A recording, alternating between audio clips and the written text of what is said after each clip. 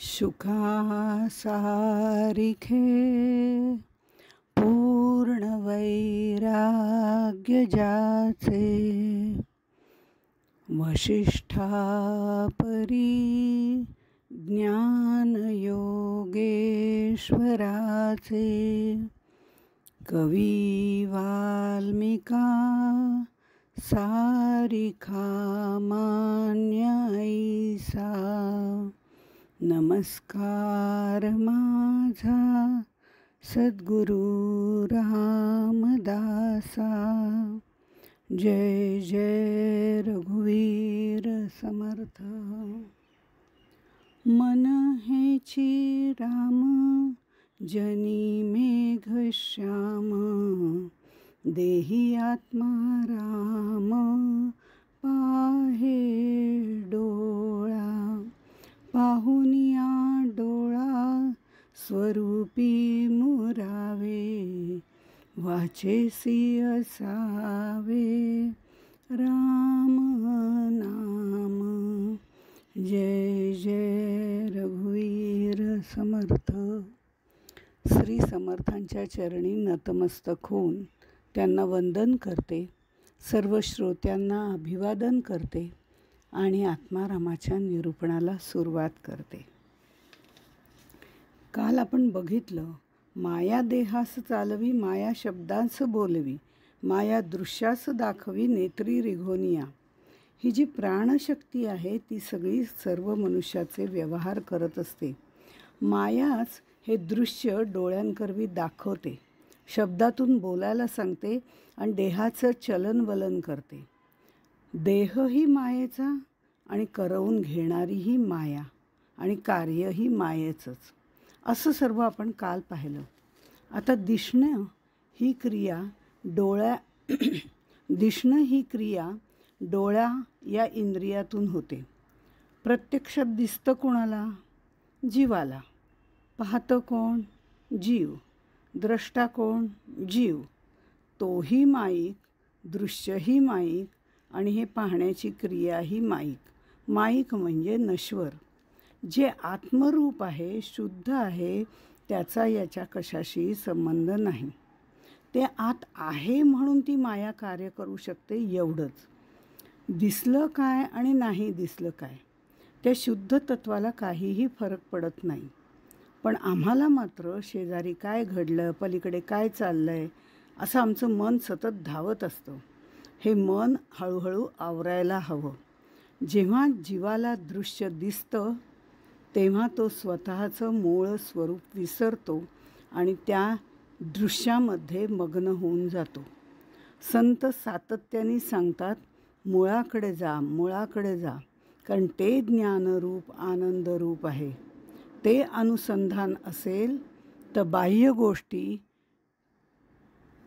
केल्या काय न केल्या काय काहीही फरक पडत नाही. पण आनंदाला, सुखाला, शांतीला, तृप्तीला कुठेही धक्का लागत नाही. परमार्थातल्या अर्थाप्रमाणे आचरण करणं हे उद्दिष्ट आहे. परमार्थामध्ये हाच अर्थ सांगितलेला आहे, मुख्य अर्थ, की मुळाकडे जा. आणि हे मुळाकडे जाणं जे आहे ते महत्त्वाचं आहे. ते करत असताना अनुसंधान त्या मुळाचं हवं, बाह्य गोष्टींचं नाही. बाह्य गोष्टी पाहिल्या न पाहिल्या फार फरक पडत नाही. म्हणून आत्मतत्वाशी त्याचा काहीही संबंध नाही असं म्हटलं जातं. असो, इथे पुढच्या ओळीमध्ये म्हणजे 21व्या ओळीमध्ये समर्थ असं म्हणतात, तो शिष्य म्हणे जी ताता, माया चाले स्वरूप सत्ता. अरे सत्ता तेची तत्वता, माया जाण श्रीराम. तरी मायेने स्वइच्छेया असावे, आणि स्वरूप सत्तेने नसावे. मनास आले तैसे करावे, हे केवी घडे श्रीराम.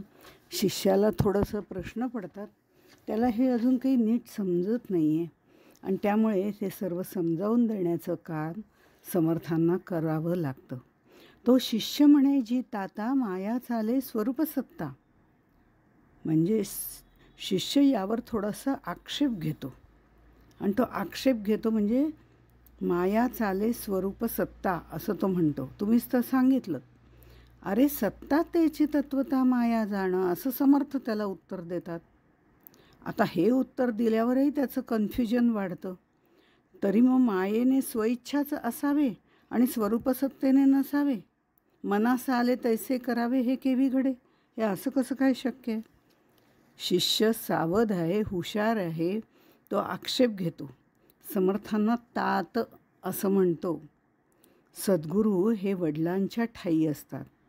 जर आपण म्हणता मायेला मायेचाच आधार आहे, मायेचेनी माया चाले, तर शास्त्रामध्ये मात्र मायेला स्वरूप सत्तेचा आधार आहे असं म्हणतात. मायेचे अधिष्ठान परब्रह्म आहे असं शास्त्र सांगतं. त्यावर उत्तर देताना समर्थ असं म्हणतात, अरे सत्ता असणं वेगळं आणि सत्ता आहे असं वाटणं वेगळं. म्हणजे कसं, आत्तापर्यंत शिष्याला फक्त शब्दज्ञान झालेलं आहे. त्यामुळे त्याला काही काही गोष्टी शब्दांमध्ये कळत नाही आहेत. त्या शब्दांमध्येच तो गुरफटून पडलेला आहे. आता इथे सत्ता असणं वेगळं आणि सत्ता आहे असं वाटणं वेगळं. शिवाय सत्ता असायला दुसरं कोणीतरी असायला पाहिजे की नाही. म्हणजे सासूची सुनेवर सत्ता आहे, आईवडिलांची मुलांवर सत्ता आहे, ईश्वराची जीवावर सत्ता आहे. हे सत्ता असायला दुसरं कोणीतरी असायला पाहिजे ना. म्हणजे सत्ता असणं वेगळं, सत्ता आहे असं वाटणं वेगळं आणि सत्ता असायला दुसरं कोणीतरी असणं महत्त्वाचं आहे. मग सत्ता म्हणजे काय? सत्ता म्हणजे आहेपणं, मी त्याच्यावर सत्ता करते, हे व्यावहारिक झालं. सासूची सुनेवर, आई वडिलांची मुलावर, हे व्यावहारिक सत्ता वेगळी आहे. पण ईश्वराची जीवावर सत्ता आहे, हा फरक आहे. कारण सत्ता म्हणजे आहेपण. हे आहेपण, अहम अस्मी, हे पण आहेपणच आहे. मी आहे, ही पण एक शक्तीच आहे ना. आहेपणाची जाणीव ही देखील मायाच आहे आणि ही म्हणजेच सत्ता आहे. आहेपण ही सत्ता आहे. माझी सत्ता असणं वेगळं आणि आहे असं वाटणं वेगळं, हाही भाग पुन्हा आहे. म्हणजे सत्ता ही सुद्धा आहेपणाची जाणीव आहे. तो सत आहे असं आपण म्हणतो, म्हणजे त्याची सगळ्यांवर सत्ता आहे. ही आहेपणाची जाणीव त्याच्यात सुद्धा आहे आणि ही तत्वतः मायाच आहे. कारण त्याच्यामध्ये जेव्हा स्पंदन झालं तेव्हा ती मूळ माया तयार झाली. ते स्पंदन म्हणजे त्याच्या आहेपणाची जाणीव त्याला निर्माण झाली. आम्हाला सुद्धा काय होतं, काही वेळेला शब्दज्ञान असतं. आम्हाला झोपेतून उठून सांगितलं तरी आम्ही सांगू की आकाशातून वायू निर्माण झाला, वायूतून तेज, तेजातून आप, आपातून पृथ्वी. अहो, हे समर्थांनी इतके वेळा दासबोधात सांगितलं आहे, काही गरज नव्हती. इतके वेळा वाचून वाचून आम्हाला ते पाठसुद्धा झालं. पण ते फक्त आणि फक्त शब्दज्ञान आहे. समर्थांनी ते इतक्या वेळा दासबोधात का सांगितलं याचा विचार करणं महत्त्वाचं आहे. कारण ते त्यांनी त्या त्या दशकाच्या अनुषंगाने, ह्या उत्पत्तीचा क्रम करतळावरी आवळा ठेवला याप्रमाणे विविध प्रकारे दाखवला आहे. हे आम्ही विचारच करत नाही. आम्हाला फक्त पाठ झालं आहे ते शब्दज्ञान आहे. त्यामुळे सत्ता म्हणजे आहेपणाची जाणीव, हाही एक अर्थ त्यातनं होतो. आहेपणाची, तो सत आहे, त्याची जाणीव त्याला आहे आणि त्याची सत्ता आमच्यावर आहे. ईश्वराची जीवावर सत्ता आहे आणि ही सत्ता असणं म्हणजे तिथे दोन गोष्टी आल्या आणि दोन गोष्टी आल्या म्हणजे ते मायेत आलं. म्हणजे सत्ता ही सुद्धा तत्वतः मायाच आहे. परब्रह्माला जाणीव निर्माण झाली, एकोहम, ती सामर्थ्य संपन्न जाणीव आहे. ती जाणीव म्हणजे मूळ माया. आणि समर्थ दासबोधात म्हणतात, मूळ माया तोची मूळ पुरुष. म्हणून मूळ माया हीच स्वरूप सत्ता आहे. कारण मूळ माया आणि ते परब्रह्म एकाच नाण्याच्या दोन बाजू आहेत. मग शिष्य विचारतो, की माया स्वेच्छेने वागते का? तिची सत्ता आहे म्हणताना मग स्वरूप सत्ता आणि माया भिन्न नाही म्हणता माया जर स्वतंत्र असेल मग ती पाहिजे तसा धुडगूस घालेल आणि सर्व जग हा मायेचाच पसार आहे. इथं स्वरूप सत्ता म्हणजे परब्रह्माची सत्ता म्हणजेच मूळ मायेची सत्ता हे त्याच्या लक्षात आलेलं नाही. स्वरूप सत्ता म्हणजे परब्रह्माची सत्ता आणि मूळ माया म्हणजे वेगळं, असा काहीतरी त्याला प्रश्न पडला असावा. म्हणून असणं वेगळं आणि भासणं दिसणं वेगळं असं आपण म्हणतो ते ह्यासाठी. भासणं दिसणं जाणवणं हे मायेच्या कक्षात येतं, ते परब्रह्माच्या कक्षात येत नाही. परब्रह्माच्या कक्षात फक्त असतची असे आहेच आहे हे असणं त्याच्यामध्ये ते शाश्वत आहे. पण भासणं दिसणं जाणवणं हे अशाश्वत आहे. म्हणजे बघा इथे प्रतीती मात्र सत्तावान जी आहे तिला माया असं म्हटलं जातं. प्रतीती मात्र सत्तावान असं तिला म्हटलं जातं. आदरणीय काका देशमुख याचा फार छान उलगडा त्यांनी करून दाखवलेला आहे, तोच आपण बघूया म्हणजे आपल्या लक्षात येईल. मी म्हणते माझा मुलगा आहे, खरं म्हणजे माझा मुलगासुद्धा पंचभूतात्मक आहे, तोही माईक आहे आणि मीही माईक आहे. म्हटलं तर त्याला पंचभौतिक शरीर आहे, मलाही पंचभौतिक शरीर आहे. म्हणजे आम्ही दोघंही माईकच आहोत. मायेच्या कक्षेतच वावरतो, मायेतच वावरतो, मायेतच बोलतो, हे सगळं खरं आहे. आता ही प्रतीती मात्र सत्तावान अशी माया आहे असं का म्हटलं आहे? हे शास्त्राचं वचन आहे बरं का. त्यामुळे हे शास्त्रामध्ये सांगितलेलं आहे. इथे माझा मुलगा आहे आणि तो प्रतीती मात्र सत्तावान आहे.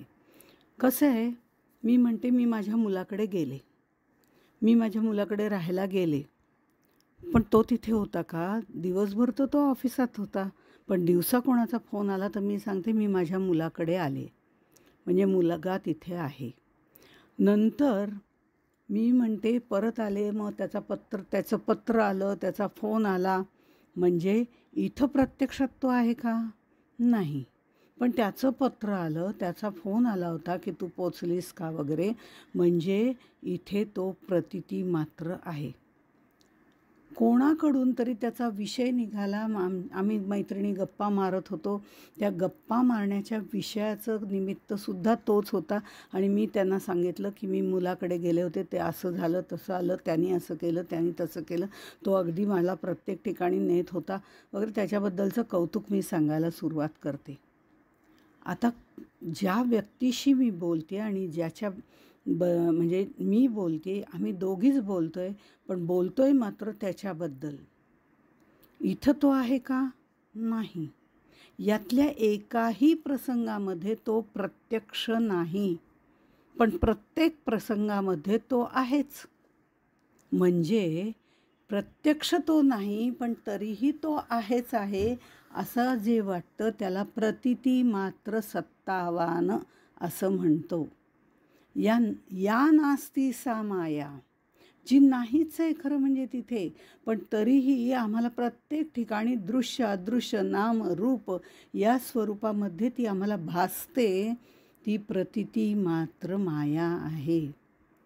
पण अशी कोणतीही कारणं नसताना आम्हाला त्याची आठवण येते, आम्हाला चैन पडत नाही, असं झालं तर ते माईक नाही, ते सत्य आहे.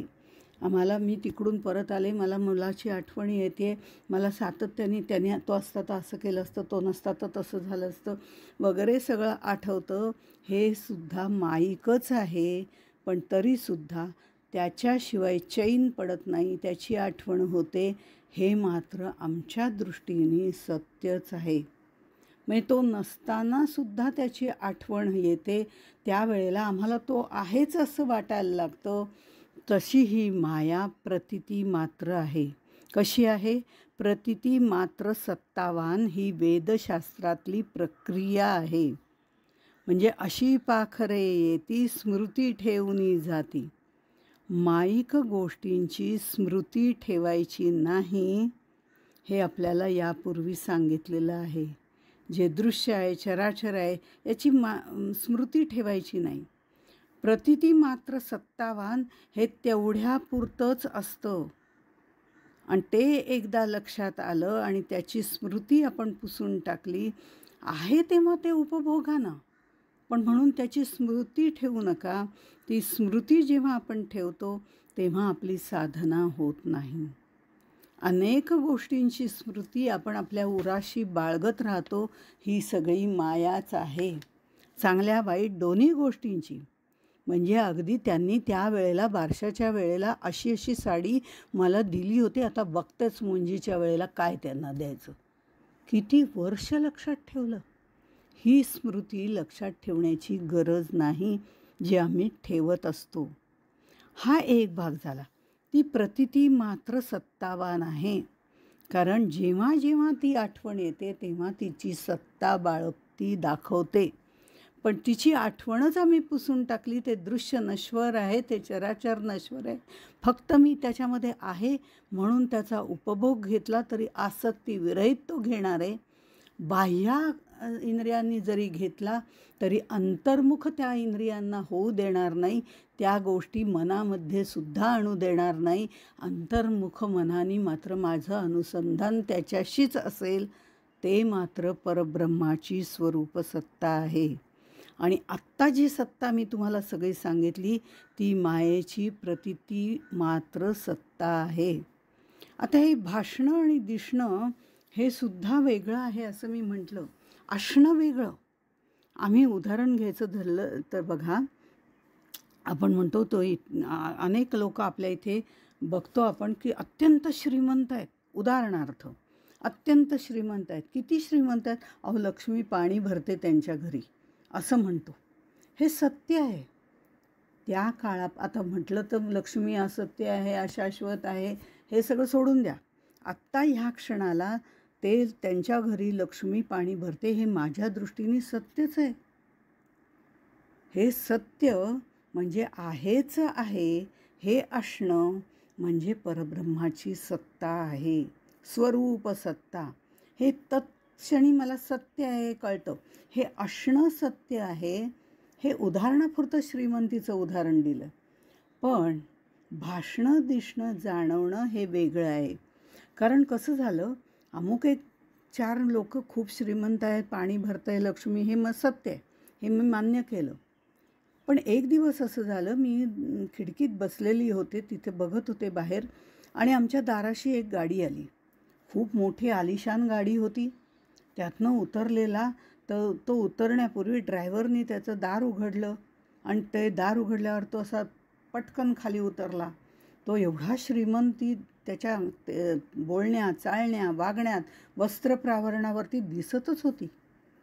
त्याच्या बोलण्यावरनं तो श्रीमंत आहे दिसत होता. त्याच्या कपड्या लत्त्यावरनं तो श्रीमंत आहे असं दिसत होतं, जाणवत होतं, भासत होतं.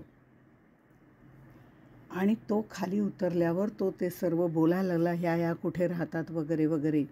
ह्या सगळ्यावरनं मला ते जाणवत होतं. पण हे भासणं, जाणवणं, दिसणं याचा अर्थ तो श्रीमंत असेलच अशी खात्री नाही. हे दिसणं, भासणं, जाणवणं, असणं हे सगळं असणं नव्हे, भासणं, दिसणं, जाणवणं ही सगळी माया आहे. पण जेव्हा खात्री होते की तो श्रीमंतच आहे त्यावेळेला ते असणं मात्र शाश्वत आहे. आता इथे मुळामध्ये जो गोंधळ गडबड जो झालेली आहे ती या शिष्याची ती याच्यामुळे झालेली आहे की त्याला मूळ माया आणि ब्रह्म हे वेगवेगळे आहे असं तो समजतो. कारण ते एकाच नाण्याच्या 2 बाजू आहेत हे त्याच्या मनातच येत नाही. माया म्हटलं की मूळ माया, गुणक्षोभिणी, प्रकृती, निजा सगळं आलं असं त्याला वाटतं. पण मूळ माया आणि परब्रह्म वेगळे नाहीत. ते एकाच नाण्याच्या 2 बाजू आहेत. किंबहुना ते त्याचंच स्पंदन आहे, ते त्याच्या आतच आहे. मूळ माया वेगळी आणि नंतर निर्माण झालेल्या गुणक्षोभिणी, प्रकृती, अष्टधा प्रकृती, सृष्टी या अनेक प्रकारची नावं धारण करणाऱ्या ज्या माया आहेत त्या वेगळ्या, त्या सगळ्या अशाश्वत आहेत. माया अशाश्वत आहे म्हटल्यानंतर मूळ माया त्याच्यात येत नाही. मूळ माया परब्रह्मात विलीन होते, ती नष्ट होत नाही. या बाकी सर्व माया आहेत त्या एकमेकात मिसळून जातात आणि त्यानंतर मूळ मायेतच जातात, त्या नष्ट होतात. पण इथे मात्र मूळ माया वेगळी आहे हे शिष्याच्या मनामध्ये पूर्णपणे बिंबवलं नसल्यामुळे, समजलं नसल्यामुळे हा सगळा प्रकार इथे घडून आलेला आहे. मग शिष्य मात्र विचारतो, तरी तुम्ही सांगताय हे मला काही पटत नाही आहे. मग का पटत नाही आहे रे बाबा? तर त्यावरती शिष्य म्हणतो, खऱ्यावरी लटिके चौताळले, लटिके मर्यादेने राहिले. हे सगळं समर्थ त्याला सांगतात. हा त्याच्या मनातला संभ्रम दूर करण्यासाठी समर्थ त्याला म्हणतात, खऱ्यावरी लटिके चौताळले, लटिके मायेने, लटिके मर्यादेने राहिले, ते तुआ गर्भांधाने देखिले, हे अघटित वार्ता श्रीराम.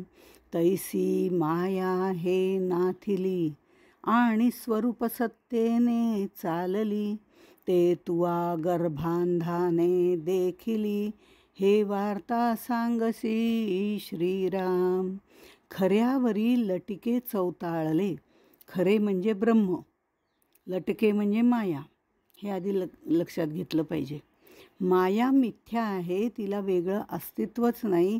मिथ्या म्हणजे ती स्वप्नवत आहे. स्वप्नात पाहतो ते तेवढ्यापुरतं खरं वाटतं की नाही.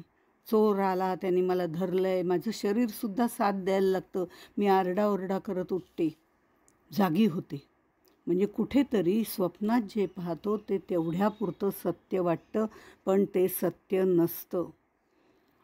तशीच माया जेवढ्या वेळ असते तेवढ्या वेळ तिची प्रतितीमान सत्ता असते.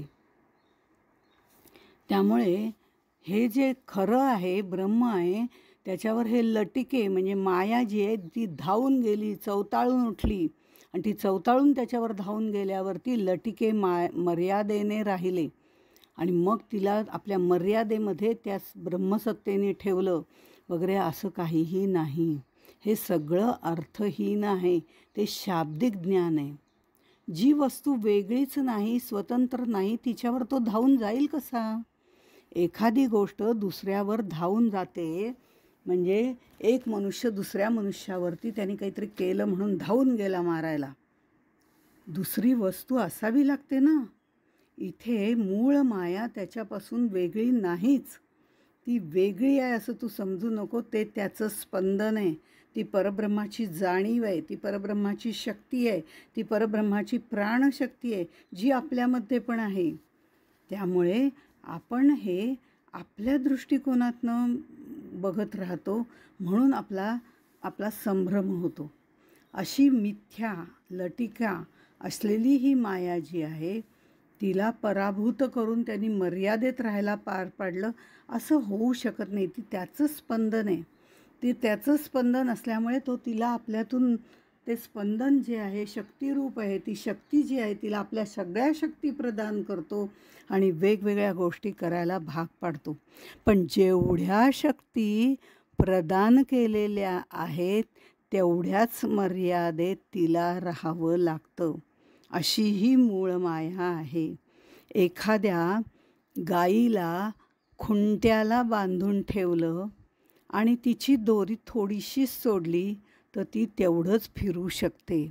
तिची दोरी आणखीन मोठी केली तर ती तेवढी फिरू शकते. म्हणजे तिची सत्ता तेवढीच असते. जी वस्तू स्वतःपासून वेगळी नाही तिच्यावर तो धावूनही जाऊ शकत नाही, आणि ती मूळ माया आहे. हे अजून अज्ञान आहे तुझं, ते तुझ्या लक्षात आलं नाही. आणि त्यामुळे ह्या ठिकाणी तिची मर्यादा मात्र याने ठरवलेली आहे. म्हणजे हा मर्यादा पुरुषोत्तम आहे, जो सगळ्यात शेवटी परब्रह्म जे आहे ते सर्वांवरती मर्यादा घालणार आहे. कोणाला किती मर्यादा द्यायची, त्या मूळ मायेला किती मर्यादा द्यायची हे त्याच्या हातात आहे. आणि ती मात्र त्याच्या अधीन आहे, हे लक्षात ठेवायचं. ती मूळ माया आहे. हे अज्ञान तुझं अजून गेलं नाही, हे तुझ्या लक्षात आलं नाही, म्हणून त्याला गर्भांध म्हटलेलं आहे. म्हणजे जन्मताच तुला दृष्टी नाही, तू अज्ञानी आहेस. कारण तू गर्भातनं बाहेर पडल्या पडल्या लगेच आपलं मी म्हणजे कोण, अहम अस्मी या सगळ्यामध्ये गुंतून पडतोस, म्हणून तू गर्भांध आहेस. सतला असतनी झाकलं आणि असत मर्यादा सांभाळून राहिलं आणि ते जन्मांध माणसाने पाहिलं, या सगळ्या गोष्टी अशक्य आहेत. कारण सत म्हणजे ब्रह्म, असत म्हणजे माया आणि जन्मांध म्हणजे जीव. आता असत म्हणजे जे नाहीच ते दुसऱ्याला झाकेल कसं? झाकण्यासाठी, दुसऱ्याला झाकण्यासाठी त्याला त्याच्यापेक्षा मोठं व्हावं लागेल ना. उशीला खोळीत घालण्यासाठी खोळ उशीपेक्षा मोठी असावी लागते ना, तरच ती जाईल. म्हणजे दुसऱ्याला झाकण्यासाठी तोही असावा लागतो. तर ते त्या मायेला मुळामध्ये अस्तित्वच नाही. ती सतला झाकूच शकत नाही, ती असतच आहे. आता इथे जरी मी त्याला सत असत म्हटलं, ते जन्मांध या दृष्टिकोनातनं म्हटलेलं आहे. खरं म्हणजे सत असत आणि मिथ्या या वेगवेगळ्या कल्पना आहेत, त्या पुढे आपल्याला येणारच आहेत. पण इथे आत्ता बघितलं तर ब्रह्म सत आहे आणि माया असत आहे. या नास्ती सा माया अशा दृष्टीने आपण म्हणतोय. आणि जन्मांध जो आहे तो जीव आहे. आता असत म्हणजे जे नाही ते दुसऱ्याला झाकेलच कसं? आणि जो जन्मांध आहे त्याला हे समजेलच कसं? तैसी माया हे नाथिली स्वरूप सत्तेने चालिली, ते तुवा गर्भांधाने देखली हे वार्ता सांगसी.